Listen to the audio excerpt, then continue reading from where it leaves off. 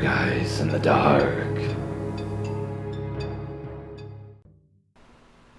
One night about 3 years ago, I got into a fight with my girlfriend at the time.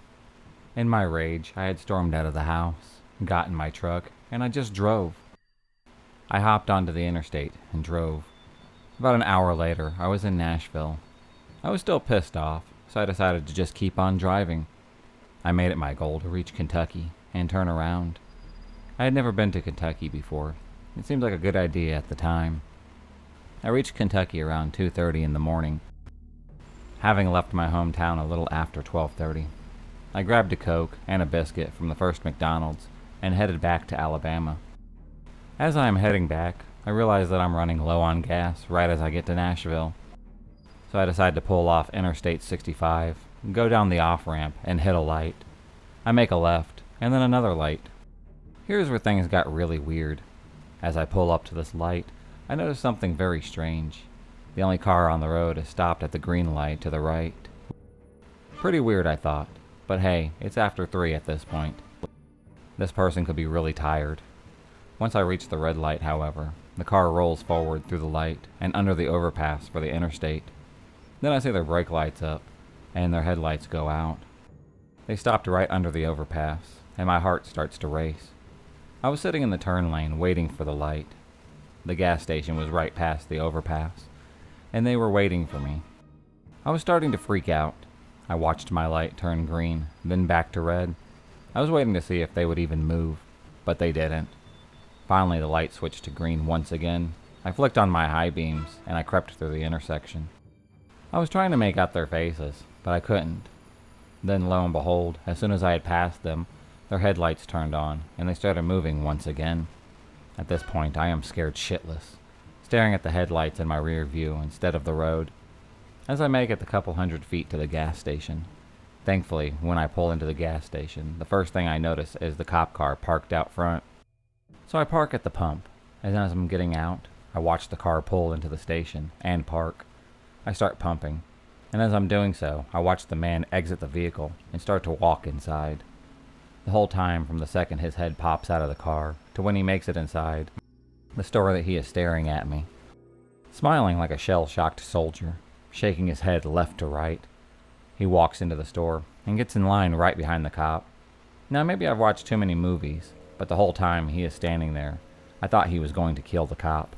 Thankfully, he didn't.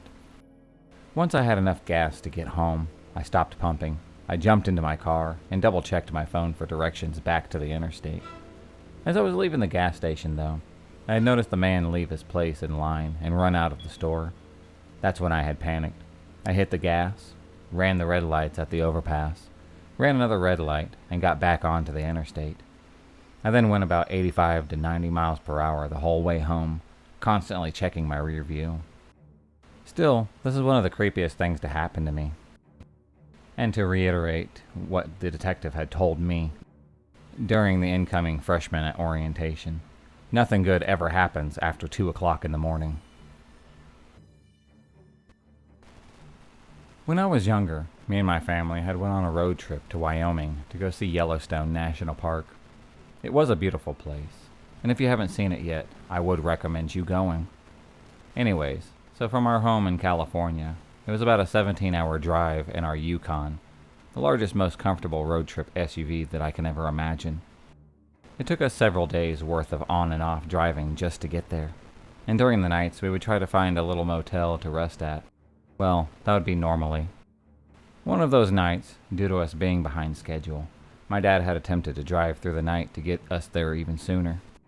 He made it probably into the wee hours of the night before he deemed it was unsafe, and parked us in this little unlit rest stop in the middle of the woods in some flyover state. Me and my brothers had fallen asleep in the car several hours before he had stopped, so for at least a couple of hours, we were all sleeping in that car in this dark, little parking lot surrounded by forest. Having got a couple of hours of sleep, and being in a pretty uncomfortable position, I woke up in the middle of the night, pretty disoriented, but not really scared. I looked around and see everyone fast asleep in this pitch-black car, and naturally, I feel pretty alone. I try to fall back asleep, but it's just not working out for me. So I just sit there for a little while. Boredom is starting to set in. I started looking out the window to see where we were. It's pitch black outside, so I couldn't see jack shit. Luckily, I wasn't the type to pack a light, and I'd brought a couple of flashlights in my backpack. Being careful not to disturb my sleeping family, I reached into the back seat, unzipped my bag, and pulled out a little plastic yellow flashlight. It wasn't the brightest, but it was enough to see the foreground of the general surroundings. I put it up to the glass, making sure not to make any noise, and pushed the little switch into the on position. I pressed my face against the glass, and I looked out. At first, it looked like normal tree line, with just some bushes, trees, and whatever else. But as I had scanned the darkness, looking for animals, buildings, and things like that, I noticed a dark shape standing between two trees in the distance. It looked like the shape of a man, but it wasn't moving, just sitting there. After watching it for a good while, and seeing no real signs of any movement, I just assumed that it was a bush, or some kind of natural occurrence. Just as I was about to turn off the light and reattempt to go back to sleep, I saw the shadow shape turn 90 degrees and move right behind a tree. It had disappeared from sight. This scared the shit out of me, and I immediately turned off the flashlight, threw my sweater-turned blanket over my head, shutting my eyes tightly and covering my ears. I was paralyzed with fear, and too full of adrenaline to get any kind of sleep. I had sat in this semi-fetal position, clutching my flashlight for the rest of the night. I waited until the sun had came up, and we were back on the road before I got any kind of sleep. I didn't tell anybody about the man that I saw in the woods that night. I live in the downtown area of a pretty major city. My street is relatively quiet, but I can't say so much for the surrounding neighborhoods. My city as a whole is infamous for drug activity and gun violence. We also had an increasing number of homeless people as our shelters have almost all closed down. I've generally never minded. Things happen and I didn't grow up in the best of the circumstances either. I would never stereotype anyone based on their housing status, and I was even involved with a homeless outreach program at the time. I left and never went back after this, and I've been hesitant to help anyone since. It's 10 or so at night, and I'm headed to my partner's house, about 30 minutes away from my own. I get about 2 blocks away before remembering I needed gas. I'm not too fond of the idea of stopping at a gas station near my apartment at this time of night, but I wasn't going to make it all the way out to the suburbs. I pull into one in a not-so-great part of the neighborhood, but it was brightly lit, and there were a lot of people walking by, so I didn't think much of it. I get my gas and go in to grab a couple of snacks. When I come back out, a tall man in a black coat and brown beanie started casually chatting on me. I couldn't tell if he was 25 or 40. His voice is so low that I can barely make out what he's saying. Something about being a music producer and working on a new project. He seems friendly enough, while maybe a little erratic, so I let him ramble for a few minutes before I politely tell him I needed to get going. He tells me his name is Mac. I unlock my door to get in, and this bastard gets in the passenger seat with me. At this point, he is no longer a friendly chatter stranger. I am freaking terrified. His demeanor hasn't changed, though. He's acting like this is the most normal thing in the world. While I've had more than my fair share of encounters with creeps, nothing like this has ever happened to me. I didn't scream. I don't tell him to piss off. I just sit there in fear of what he's going to do if I resist. I need money for my son, he says. He's in the hospital with a gunshot wound. His mom's waiting for me. I know this story is bullshit, but I just want him out of my car. I give him what little I have in my wallet and I tell him I need to get going. He has the nerve to ask, "Can you drive me to my friend's house? It's right up the road."